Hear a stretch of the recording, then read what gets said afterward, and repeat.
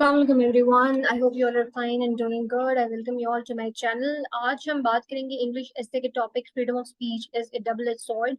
जो last year PMS के अंदर टॉपिक आया था एस्से का।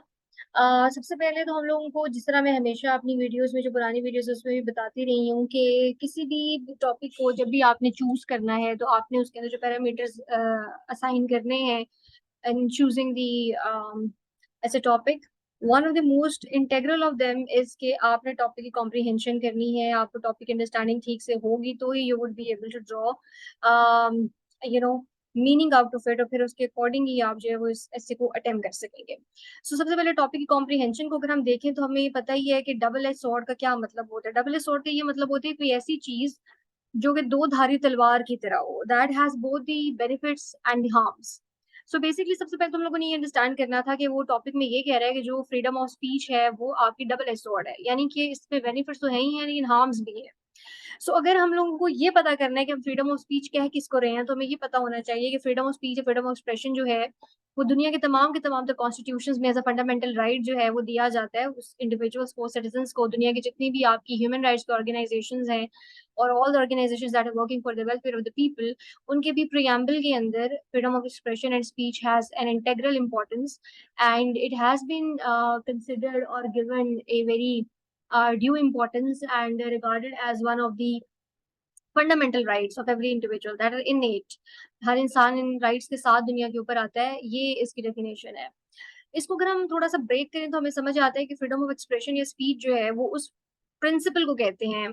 उस वैल्यू को कहते हैं जो सपोर्ट करता है फ्रीडम ऑफ एन इंडिविजुअल और a community to articulate their opinions and ideas without fear of retaliation, censorship और लीगल सैंक्शन। यानी कि फ्रीडम ऑफ एक्सप्रेशन या स्पीच का मतलब ये है, फ्रीडम हम उसको उस वक्त कहेंगे जब अगले बंदे को उसकी तरफ से रिटेलिएशन का फियर ना हो, किसी सेंसरशिप का फियर ना हो या किसी लीगल सैंक्शन का फियर ना हो। बेसिकली इस तरह से जब आप टॉपिक को अंडरस्टैंड करते हैं, उसको ब्रेक करते हैं, तो आपको समझ आता है कि आपने टॉपिक को किस चीज के ऊपर बिल्ड करना है। इसका मतलब ये है कि जहां पे आप कोई बात करते हैं और आपके ओपिनियन को ड्यू वेट नहीं दिया जाता, आपको ये फियर होता है कि आगे से रिटेलिएशन आएगी, आगे से रिएक्शन आएगा, कोई सेंसरशिप हो सकती है, कोई एलिगेशन लग सकती है, तो इसका क्या मतलब है कि वहां पे फ्रीडम ऑफ एक्सप्रेशन या स्पीच सिक्योर नहीं है आपका। सबसे पहले हम लोगों ने इसकी थीसिस स्टेटमेंट बनानी थी। थीसिस स्टेटमेंट बिल्कुल सिंपल सी हम बना सकते थे, उसमें हमने सिर्फ अपना स्टांस कन्वे करना है कि हम किस बात से एग्री करते हैं, डिसएग्री करते हैं। दो इट इज अ फैक्चुअल ऐसे, लेकिन अगर आप इसको डिसएग्री करते हैं इसके साथ और आपको ये लगता है कि नहीं, ये डबल एज सॉर्ड नहीं है, तो you could have given your arguments accordingly. Factual ऐसे होने की बिना पे हम इसकी जो थीसिस स्टेटमेंट बनाएंगे वो इस तरह से बनाएंगे कि we are accepting this statement as that freedom of speech is a double edge sword because it can be used both in good and the bad way. It helps restrain the despotism but can also flare the flames of chaos in a society. तो यहाँ पे हम लोगों ने बता दिया कि ठीक है जी, अच्छा है, डिस्पोटिज्म को रोकता है, लेकिन at the same time society में क्योस भी लेकर आ सकता है। यहाँ पर जब आप अपने इंट्रोडक्शन लिखेंगे तो इंट्रोडक्शन के एंड के ऊपर आप उसमें कोट भी लगा सकते हैं। बड़ा फेमस कोट है कि एब्सोल्यूट फ्रीडम जो होती है that brings chaos, so absolute freedom can bring chaos का एक फेमस आप विल ड्यूरेंट का यहाँ पर स्टेटमेंट भी कोट कर सकते हैं अपने इंट्रो के एंड के ऊपर। इंट्रोडक्शन जब हम लोग देंगे इसका, तो आपको पता है कि इंट्रोडक्शन के अंदर, क्योंकि वो बात ही फ्रीडम ऑफ एक्सप्रेशन स्पीच की तरह है, तो हम लोग बताएंगे, उसकी डेफिनेशन देंगे, definition of freedom of expression क्या होता है या स्पीच क्या होता है। उसके बाद हम ये बता देंगे कि ये क्यों एक डबल एज सॉर्ड है। हम लोगों ने अपनी जो आउटलाइन बनानी है उसमें सबसे पहले हम थीसिस स्टेटमेंट टॉप पे लिखेंगे। उसके बाद जब हम इसका इंट्रोडक्शन लिखेंगे अपने मेन एसे के अंदर, तो उसमें हमने ये दोनों एस्पेक्ट क्लास में कवर करने हैं। मैंने आप लोगों को हमेशा ये बताया है कि जो ऐसे होता है उसके अंदर आप लोगों ने जो चीजें एड्रेस करनी होती है उसमें व्हाट, हाउ एंड व्हाई जो है वो करना होता है। व्हाट के अंदर वो चीज है क्या, हाउ के अंदर वो चीज किस तरह से सोसाइटी में काम करती है या उसका मैकेनिज्म क्या है, एंड व्हाई का मतलब ये होता है कि अगर ये चीज हो रही है तो उसके कॉजेज क्या है, और अगर कॉजेज आप नहीं बताना, स्कोप बहुत ऐसे कॉजेज का नहीं है, तो फिर हम इसके इम्पैक्ट्स के ऊपर बात करेंगे। First of all we are going to tell कि how it is a double edge sword. पहला जो आपने अपने आउटलाइन के अंदर कंटेंट बनाना है वो आपने बनाना है कि ये डबल एज सॉर्ड किस तरह से है। डबल एज सॉर्ड ये इस तरह से है कि इसके पॉजिटिव एस्पेक्ट्स भी हैं, इसके नेगेटिव एस्पेक्ट्स भी हैं। पॉजिटिव एस्पेक्ट जो फ्रीडम ऑफ एक्सप्रेशन के हैं, सबसे पहले यू नो कि it allows for the open dialogue and debate, it encourages the creativity and innovation, and it promotes a diversity and tolerance. This we know कि ये सारी चीजें आप अगर फ्रीडम ऑफ एक्सप्रेशन आपको दिया जाता है, फ्रीडम ऑफ स्पीच आपको दिया जाता है, तो ये सारी चीजें पॉजिटिव एस्पेक्ट्स उसके जो है वो हैं। याद रखिएगा कि वो वाले एसेस जिसके अंदर आपको और का इंडिकेटर लगा, सॉरी एंड का इंडिकेटर लगाया जाता है, या फिर आपको इस तरह की कोई स्टेटमेंट दे दी जाती है जैसे ये डबल एज सॉर्ड है वाला है, उसमें आपने प्रोज एंड कॉन्स दोनों के अगर बयान करने हैं, and the scope of the essay is to explain the goods and the bads of that particular thing, तो आपने उसके अंदर एक बैलेंस लाजमी रखना है अपने पॉइंट्स का। तो अगर हम पॉजिटिव एस्पेक्ट्स 3 दे रहे हैं तो हमने नेगेटिव एस्पेक्ट्स भी 3 ही देने हैं।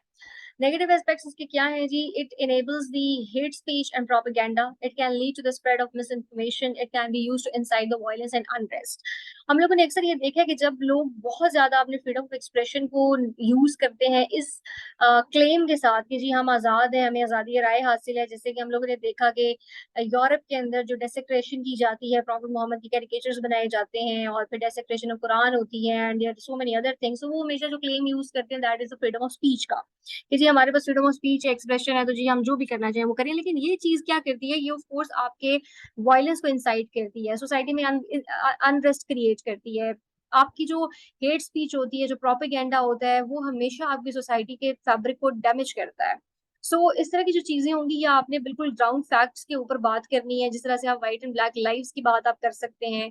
आप इस टाइम पे जो कश्मीर की सूरत हाल है, उसके ऊपर जो इंडियन एट्रोसिटीज जो हो रही हैं डिफरेंट एथनिक ग्रुप्स के ऊपर, आप उसकी बात कर सकते हैं कि किस तरह से जो वहां पर मंदिर बनाए जा रहे हैं, मस्जिदों को खत्म किया जा रहा है, और जो भी मुसलमानों के खिलाफ they are spreading the propaganda and bringing different laws, उसको हम बीच में लेकर आ सकते हैं। ये हमारे नेगेटिव एस्पेक्ट्स हो गए। सिमिलरली जो आपके डिफरेंट लिटरेचर छपता है, डिफरेंट मूवीज बनाई जाती हैं, जैसे मसीहा टाइप की मूवीज हैं, ऐसी मूवीज हैं जिसके अंदर जो है वो किसी एक पर्टिकुलर जो रेस है, ट्रेट है, उसको हिट किया जाता है, वो भी आप जरूर डाल सकते हैं। उसके बाद ऑफ कोर्स अगर हम इसके इम्पैक्ट्स के ऊपर आएंगे, इम्पैक्ट्स भी हमने देने हैं कि it is a double edge sword, तो इसके इम्पैक्ट्स क्या है? तो पहले हमने हाउ को एड्रेस किया कैसे है, फिर इसके इम्पैक्ट्स किस तरह से हो रहे हैं। तो impacts and positive impacts of course आपको पता है कि अगर आपका फ्रीडम ऑफ स्पीच आपके पास होती है तो आप हमेशा चीजों को क्वेश्चन कर सकते हैं, जिसकी वजह से मेरिटोक्रेसी आती है, ओपननेस आती है, गुड गवर्नेंस आती है, डेस्पोटिज्म खत्म होता है, आपका इक्वल अपॉर्चुनिटी फॉर ऑल के लिए फोकस बढ़ जाता है, और आप रूल ऑफ लॉ और फंडामेंटल जो राइट्स हैं उनको आप हाईलाइट कर सकते हैं। एट द सेम टाइम इससे कुछ नेगेटिव एस्पेक्ट्स भी हैं। नेगेटिव एस्पेक्ट्स में जैसे मैंने आपको बताया कि ये डैमेज करता है आपका फैब्रिक सोसाइटी को, प्रोपेगेंडा के थ्रू केओस लेकर आता है, या आपके एक्सट्रीमिज्म के जो टेंडेंसीज उनको फ्लेयर कर सकता है, मिस इन्फॉर्मेशन फैला सकता है, और आपके पीस को थ्रेटन कर सकता है। सिमिलरली इसको हमने ठीक करने की रिकमेंडेशंस भी देनी है, तो रिकमेंडेशंस हम यही देंगे कि हमें बैलेंस करने की जरूरत है फ्रीडम ऑफ एक्सप्रेशन को रिस्पॉन्सिबिलिटी के साथ, क्योंकि एब्सोल्यूट फ्रीडम ब्रिंग्स केओस, तो इसलिए बहुत जरूरी है कि हम जो है वो रेगुलेटेड किस्म का, रेगुलेटेड तो है नहीं कह सकते, लेकिन एक रिस्पॉन्सिबल जो है वो फ्रीडम ऑफ एक्सप्रेशन का होना जरूरी है। इस तरह से हमें दूसरों के ओपिनियंस को, दूसरों के इस राइट को भी यहाँ पर रिस्पेक्ट देनी है। जिस तरह वॉल्टेयर कहते हैं कि I disapprove what you say but I shall defend till death your right to say it, तो इसका मतलब ये है कि आप किसी बात से इत्तेफाक ना करें, that's very normal, very natural, लेकिन आप अगले बंदे को हक ही ना दें कि वो बात करे, that is of course not natural at all, that is not acceptable. आपने दूसरों के राइट्स ऑफ जो है, दूसरों के जो राइट ऑफ एक्सप्रेशन है उसको भी रिस्पेक्ट करना है, दूसरों के ओपिनियन पे को भी ड्यू वेट देना है। अगर आप फ्रीडम ऑफ एक्सप्रेशन को यूज कर ही रहे हैं तो उसको किसी कंस्ट्रक्टिव वे में यूज करें, और गवर्नमेंट को भी देखना चाहिए कि क्या जो लोग डिफरेंट बातें कर रहे हैं वो किस हद तक जो है वो हेल्पफुल हो सकती हैं सोसाइटी को ठीक करने में, और अगर वो सोसाइटी में बिगाड़ पैदा करी है तो फिर गवर्नमेंट को उसे रेगुलेट करना चाहिए। कंक्लूजन जब भी आप देंगे तो आपने ऑफ कोर्स अपने थीसिस को रीस्टेट करना है, आपने बताना है कि आपका थीसिस प्रूव हो गया आपके डिबेट के थ्रू, उसके मेन पॉइंट्स को आप समराइज करेंगे, और एंड के ऊपर अपनी फाइनल थॉट देंगे, और उसको किसी भी खूबसूरत से ईडीएम को यूज करते हुए कंक्लूड करेंगे, और एंड पे एक अच्छा सा खूबसूरत सा कोट दे देंगे। कोट्स जो इससे रेलिवेंट होंगे उसके अंदर मैंने कुछ डाले हैं, जैसे बेंजामिन फ्रैंकलिन जो है, he was very much famous for different, क्योंकि वो भी was one of the founding, sorry he was one of the leading leaders of the USA, तो उसने भी बहुत ज्यादा इस चीज के ऊपर he had a view point on the freedom of speech and expression and liberty and fraternity. Voltaire का ऑफ कोर्स इसके अंदर हम लाजमी जो है वो कोट हमें देना है, क्योंकि हम डबल ए सॉर्ड की बात कर रहे हैं, तो बिल्कुल this is the, I think it is just the other side of saying it, that I disapprove what you say, but I shall defend till death your right to say it. Hate speech and freedom of speech are two different things. If the freedom of speech is taken away, तो फिर of course ऐसा ही होगा कि जैसे लोग जो है वो किसी स्लॉटर की तरफ उनको हाँका जा रहा है। सो इस तरह के कोट्स के साथ आप इसको एंड करेंगे। This is all from today's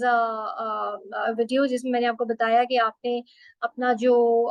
ये वाला एसे का टॉपिक है इसकी आउटलाइन किस तरह से बनानी है, और फ्यूचर में भी अगर आपकी कोई इस तरह की आउटलाइन आपका कोई टॉपिक आता है तो you have to build it on the same line. Thank you so very much. Please